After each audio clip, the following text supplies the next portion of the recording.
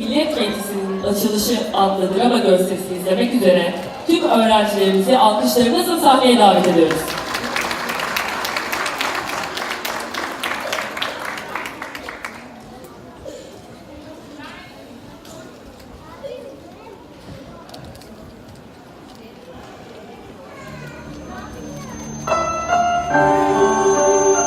Saygıdeğer efendiler, milletin alı yazısını doğrudan ve tamamen el koyarak hilafet ve saltanat makamına uğramış olduğu esaretten kurtarmaya ve ülkenin bütünlüğü ve güvenliği uğrunda her özveriyi büyük bir kesinlikle göstermeye karar vermiş olan Yüce Meclisimizin başkanlığına seçilmek suretiyle hakkında açıklanmış bulunan güven ve yakınlığa teşekkür borçluyum.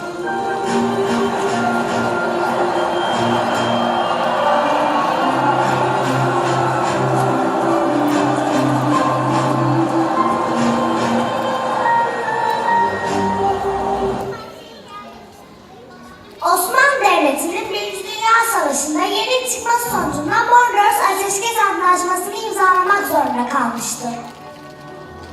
Bu anlaşmaya göre ordumuzun silahları elinden alınmış ve ordumuz dağıtılmıştır. Mustafa Kemal ve arkadaşları yurdumuzu düşman işgalinden kurtarmak için çalışmalara başlamak üzere İstanbul'dan Samsun'a gittiler. Halk onları coşkuyla karşıladı. Mustafa Kemal, Amasya, Erzurum ve Sivas'ta toplantılar yaparak halkla görüşmeler yaptı. Her ilden delege Ankara'ya çağrıldı. 23 Nisan 1920 günü Türkiye Büyük Millet Meclisi'nin ilk toplantısı yapıldı.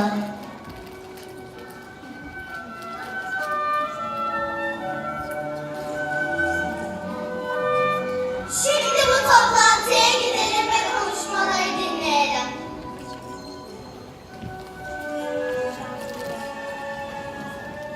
Arkadaşlar, en yaşlı üye olarak toplantıyı açıyorum. Hayırlı olsun. Şimdi meclis başkanı seçimini yapmalıyız. Aday olan üye var mı? Başka aday olan üye var mı? El kaldırarak oylama yapmak istiyorum. Mustafa Kemal'i kabul edenler? Kabul edilmiştir. Hayırlı olsun. Buyurun Mustafa Kemal Bey.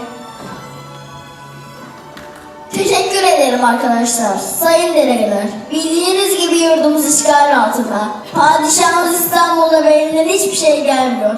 Ben Amasya, Erzurum ve Sivas'a gittim. Halkla konuştum. Halk bu işgali dur demek zorunda.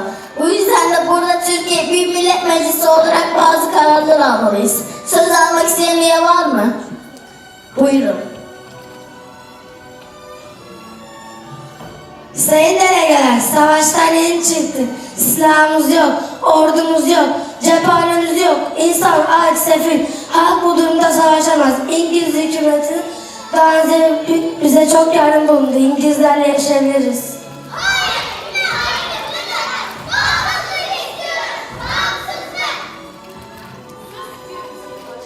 Buyurun Sayın üye.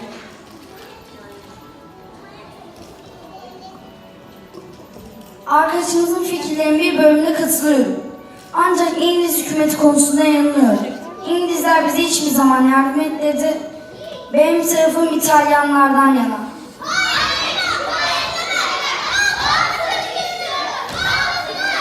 Sayın üyeler, burası Türkiye Büyük Millet Meclisi. Herkes bağımsız olarak kararını söyleyebilir. Lütfen dinleyin.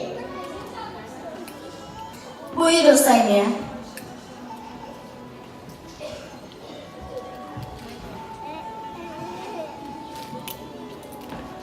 Sayın üyeler, biz burada Türkiye Büyük Millet Meclisi'ni kurduk. Bazı kararlamaya çalışıyoruz ama AK Parti Hazretleri bu işe neden?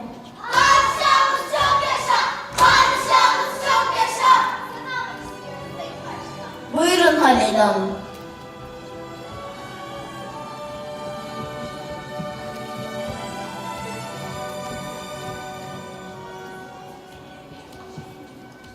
Ağalar, beyler siz neler söylersiniz? Söylediklerinizi kulaklarınız işitir mi? Binlerce vatan evladının kanlarıyla sulanmış bu toprakları Nasıl olur da manda yönetimine bırakalım dersiniz?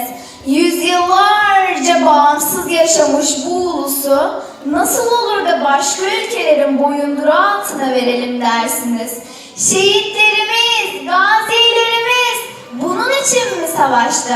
Şehitlerimizin kemikleri sızlamaz mı? Ne İngiliz, ne İtalyan, ne Fransız, ne de başka ülkelerin himayesinde yaşamak vatana millete ihanettir. Savaşarak mücadele edeceğiz. Yaşasın vatan, yaşasın vatan!